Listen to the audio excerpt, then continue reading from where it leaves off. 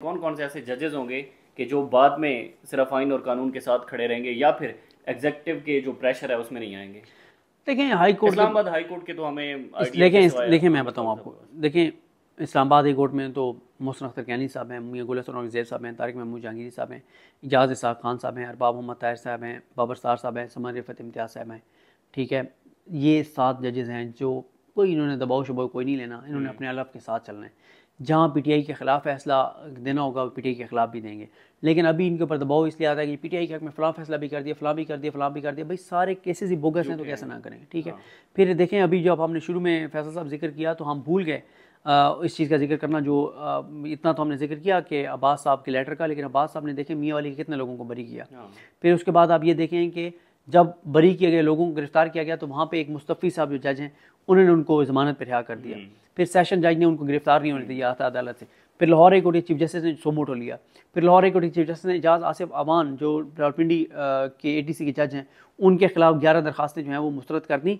फिर वो मुनाल वाला फैसला आपने देखा, सुप्रीम कोर्ट ने हाई कोर्ट का फैसला बरकरार रखा। तो हर रोज़ फैसल साहब ऐसे चीज़ें आएंगी अदालतों में कि जो एग्जेक्टिव के लिए मुश्किलात खड़ी होती चली जाएंगी और कुछ सुख का सांस आ जाएगा जब लाहौर हाई कोर्ट से एलिवेट हो जाएंगे मलिक शहजादा अहमद खान साहब। लेकिन अब चीज़ें इतनी आगे बढ़ गई हैं क्योंकि अब देखें ना, अगर सुप्रीम कोर्ट ये कह देती है कि ये जो ट्रिब्यूनल हैं वो बिल्कुल ठीक उन्होंने किए हैं जो मलिक शहजादा अहमद खान साहब ने, तो ये तो सर अगले 1.5-2 माह में विकटें गिरना शुरू हो जाएंगी नून लीग की। ये तो फिर जाहिर है। और अगर हाँ, और मैं जो अर्ज़ कर रहा था, जो अब ज़ाहिर है साथ साथ याद आ रही हैं और हम रात के कैसे पहर में वीडियो कर रहे हैं जब पूरे दिन के थके हुए हैं, तो इसलिए ज़रा दिमाग भी इस टाइम स्लो हो जाता है काम करना।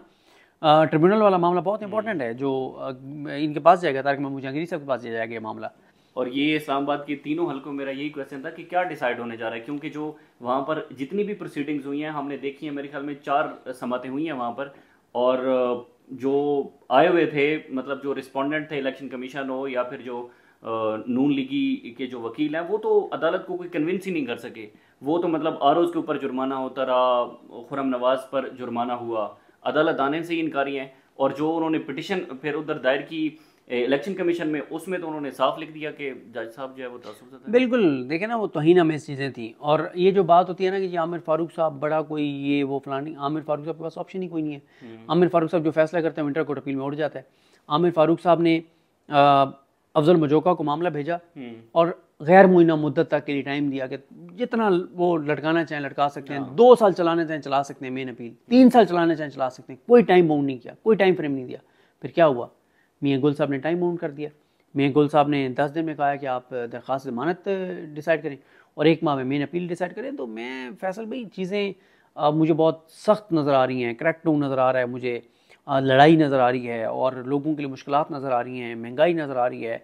और सही कहा सनाउल्लाह साहब ने जो डॉन वाले हैं कि ये तो आप इनकलाब का रास्ता एक तरह से हमवार कर रहे हैं। यानी आप देखें ना कि एक बंदे को आप खुदकुशी पे मजबूर कर रहे हैं तो वो फिर सड़कों पे आएगा। खुदकुशी करने से बेहतर है मैं सड़कों पे आ जाऊँ। और हर आने वाले दिन के साथ इमरान खान की पॉपुलैरिटी बढ़ रही है। और वैसे मैं आपको बता दूं कि इमरान खान साहब की अगले 2-3 दिन में किसी और केस में गिरफ्तारी डाल दी जाएगी, क्योंकि जाहिर है वो इद्दत की जो सज़ा मुअत्तली है उसका तो उन्होंने कह दिया है कि वो ईद से पहले इसका फैसला सुना देंगे। तो अगर वो होती है तो फिर ये तो नहीं हो सकता ना कि इमरान खान साहब बाहर आ जाएं, तो उसके लिए फिर ज़रूरी है कि उनकी किसी और केस में गिरफ्तारी डाली जाए। तो फिर जिसमें भी गिरफ्तारी डाली जाएगी वो इतना लॉन्ग टर्म नहीं होगा, इतना वो लंबा रखने के लिए नहीं होगा। तो क्योंकि आप देखें ना इमरान खान साहब को जिस्मानी रिमांड पे तो दिया नहीं जा सकता। होता ही है कि जब आप जिस्मानी रिमांड पे देते हैं तो बेल नहीं हो सकती, जिस्मानी रिमांड पे तो दिया नहीं जा सकता। जुडिशल होंगी, जुडिशल बेल अप्लाई हो जाती है। तो कितना एक बेल को आप वो कर सकते हैं। और बहुत से केसेस में ऑलरेडी ज़मानत पर हैं, अदालतों के फैसले हैं कि आप इस तरह से ज़मानतें इनकी खारिज नहीं कर सकते कि वो पेश नहीं हुए। तो बहरहाल दम दमादम मस्त के अंदर उनके पास जो प्रोसिक्यूशन है उनके पास कोई सबूत ही नहीं है। आज ही थाना I9 के मुकदमे में इमरान खान, शाह महमूद कुरैशी और दीगर को बरी किया गया है। पीटीआई के हवाले से अगर हम बात करें तो क्या मुस्तकबिल के अंदर स्ट्रेटजी अपनाने जा रही है? देखिए पीटीआई का मसला है कि पीटीआई के यानी 2 ही चीज़ें होती हैं ना, या कंप्रोमाइज़ हैं या नालायक और नाअहल हैं। मैं बार बार एक सवाल उठा रहा हूँ कि सुप्रीम कोर्ट में इमरान खान साहब और तहरीक इंसाफ के 16-17 केसेस हैं, कितने केसेस में उन्होंने अर्ली हियरिंग की दरख्वास्त दी है?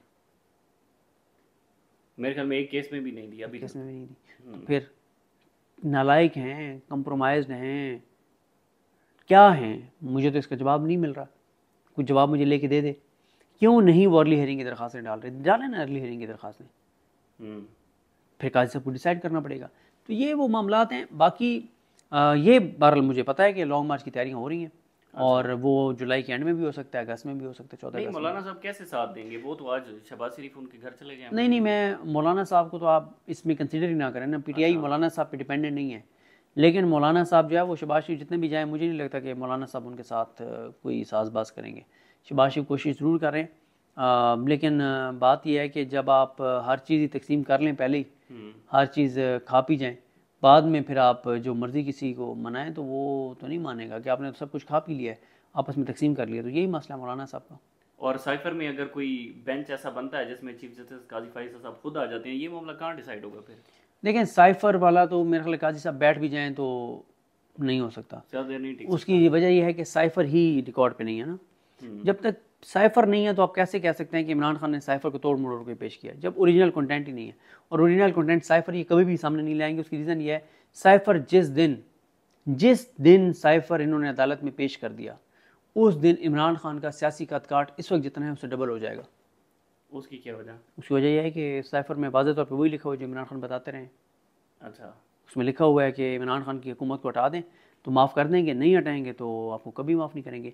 जिस दिन इन्होंने साइफर पेश किया, वो दिन इमरान खान की सियासी ज़िंदगी के एक नए दौर का आगाज़ होगा। अच्छा, देखें, अभी तो पाकिस्तान के लोगों को यकीन है ना कि इमरान खान ठीक कह रहे हैं, फिर तो अदालत के अंदर एक सबूत आ जाएगा। उन्होंने हाई कोर्ट के अंदर भी कहा था कि हम दिखाना चाहते हैं, लेकिन वो कोई मुद्दे पे नहीं आए कि तो इसलिए जो है वो साइफर जिस दिन आ गया, फिर ये कैसे करेंगे कि साइफर गुम हो गया, जब ये खुद साइफर की कॉपी पेश कर देंगे और उसकी फ़ोटो कॉपीज़ अगर हैं तो फ़ोटो कॉपीज़ का वो एक इनका, यार आपने खुद सुना है साइफर के सारा। तो ये सर मुझे बहरहाल जो है ना, हुकूमत चंद हफ्ते तो नहीं कहना चाहिए, चंद महीने कह लें, चंद महीने, और वो महीने कोई ज़्यादा भी नहीं है।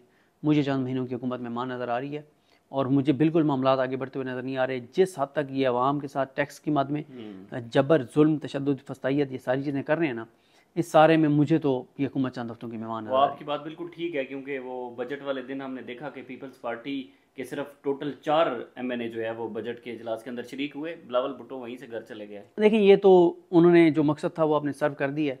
उनका जवाब भी माशाल्लाह डिस्कस कर रहे हैं, आप जैसा सेंसिबल रिपोर्टर भी डिस्कस कर रहा है कि पीपल्स पार्टी ने बड़ा, उस दिन 4 उनके लोग थे, वो यही चाहते थे कि ये डिस्कस करें सारे लोग ना, तो उसमें वो कामयाब हो गए। हालांकि उनका कोई अवाम के साथ सिंसियरिटी नहीं है, और जब मैंडेट चोरी का हो तो फिर आपकी औकात नहीं होती। पीपल्स पार्टी की औकात नहीं है। एक मैसेज उनको गया था और सारे वजू करके आ गए थे असम्बली में, ठीक है, उनकी औकात नहीं है। वो यही चाहते थे कि थोड़ा सी उनको भी स्पेस मिल जाए, और वो स्पेस आप जैसे रिपोर्टर भी माशाल्लाह उनको डिस्कस करें, वो हालांकि इस काबिल नहीं है पीपल्स पार्टी को उनको डिस्कस किया जाए, क्योंकि उनकी सियासी औकात ऐसी नहीं है। और दूसरी बात यह है कि अगर उन्होंने तहफ़्फ़ुज़ात का इजहार किया ना, तो इस पर नहीं किया कि वो पेट्रोलियम लेवी आप बढ़ा रहे हैं, महंगाई बढ़ जाएगी, नए टैक्स लगा रहे हैं, आवाम बर्बाद हो जाएगी, आवाम खुदकुशियाँ कर लेगी। नहीं, उन्होंने कहा है कि ये जो पंजाब में अजला है ना, ज़िले तकसीम करें, ठीक है। और कुछ अजला पीपल्स पार्टी मांग रही है, जिस पे पीपल्स पार्टी कहती है कि उसका DC और DPO से लेके और नीचे नायब कासिद तक वो सब हमारी मर्जी से लगेंगे। अच्छा। उस ज़िले में जितने भत्ते होंगे, पैसा होगा, करप्शन होगी, लूट मार होगी, वो हमारा उस पर हिस्सा होगा। ये पीपल्स पार्टी मांग रही है। और पीपल्स पार्टी क्या मांग रही है? वो आवाम के लिए थोड़ी कुछ मांग रहे हैं। और फिर पीपल्स पार्टी, मुझे बताएं, पिछले साल बजट आप याद करें, बिलावल भुट्टो जरदारी ने एक जलसे में खड़े होकर तकरीर कर दी थी कि हम बजट पास नहीं होने देंगे। फिर क्या हुआ था, याद है आपको? बिलावल साहब ने आगे कहा था कि शहबाज शरीफ नून लीग से ज़्यादा हमारे वज़ीर-ए-आज़म हैं, हमने उनको वज़ीर-ए-आज़म बनाया। और इसाक डार अंकल, ओहो वो तो मेरी मामा के बड़े करीब थे, मेरे अंकल हैं, हम छोटे से होते थे तो हमारे मुंह में फीडर डालते थे, हमें दूध पिलाते थे, हमें गोद बिठाते थे, हमें खिलाते थे, हमें झूले देते थे, इतने अच्छे, ओहो अंकल डार, क्या बात है। तो मतलब इस तरह की बातें वो सारी करते थे। पीपल्स पार्टी की कोई औकात नहीं है, पीपल्स पार्टी की कोई हैसियत नहीं है। जिनका मैंडेट चोरी का हो, तो जिनके जिस्म में रूह किसी और ने फूंकी हो, तो जिसने रूह फूंकी होती है वो उसका मालिक होता है, उसका अपना कोई इख्तियार नहीं होता। ये लाशें हैं, ये मुर्दा हैं, इनको वेंटिलेटर पे मसनूई सांस के ज़रिए चलाया जा रहा है, और जिसने वेंटिलेटर पे इनको मसनूई सांस पे रखा हुआ है उन्हीं ने इनको बताना कि आपने क्या करना नहीं करना, वरना वेंटिलेटर का बटन बंद करेंगे और इनकी सियासी तौर पे मौत हो जाएगी। तो इनकी कोई औकात और हैसियत नहीं है। पीपल्स पार्टी को ज़्यादा सीरियस ना लें, ना उनको डिस्कस करें। आप उनको डिस्कस करते हैं तो उनको फ़ायदा हो जाता है। पीपल्स पार्टी हो या MQM हो, आप मुझे बताएं ना, MQM को इमरान खान के दौर में कभी भी सच्चा प्यार नहीं मिला था। रोज़ उनको ये शिकवा होता था, सच्चा प्यार नहीं मिला, सच्चा प्यार नहीं मिला, सच्चा प्यार नहीं मिला, शिकवे होते थे, शिकायतें होती थी। आपके सच्चा प्यार मिल गया है। आप कहते हैं जी हम शहबाज शरीफ को कभी नहीं छोड़ेंगे, शहबाज शरीफ हमें धक्के दे के और जलील भी करे, हम शहबाज शरीफ के कदमों से लिपटे रहेंगे। क्यों? हुक्म है ना कि आप नहीं छोड़ के जा सकते शहबाज शरीफ को। तो वो शहबाज शरीफ के आगे लेटे हुए हैं, कदमों में बैठे हुए हैं शहबाज शरीफ के। तो MQM कभी भी इनसे शहबाज शरीफ से अलग नहीं हो सकती, क्योंकि उन्हें पता है कि एक सीट भी उन्होंने नहीं जीती, सब फार्म 47 की उनका इक़्तिदार है। तो जो फार्म 47 वाले हैं वो उनकी बका शहबाज शरीफ के साथ है, इकट्ठे हैं, उस कश्ती में हैं। जिस कश्ती में सुराख हो गया तो पूरी कश्ती डूब जाएगी, सारे कल्टी हो जाएंगे। तो इसलिए पीपल्स पार्टी, MQM या इन जमातों को सीरियस ना लिया गया। बहुत बहुत शुक्रिया सदीक जान साहब हमारे साथ मौजूद थे। ये ताज़ा तरीन सूरत हाल थी। बहरहाल जो भी मज़ीद अपडेट्स होंगी आपके साथ शेयर करते रहेंगे। हमें इजाज़त दीजिए। अल्लाह हाफ़िज़।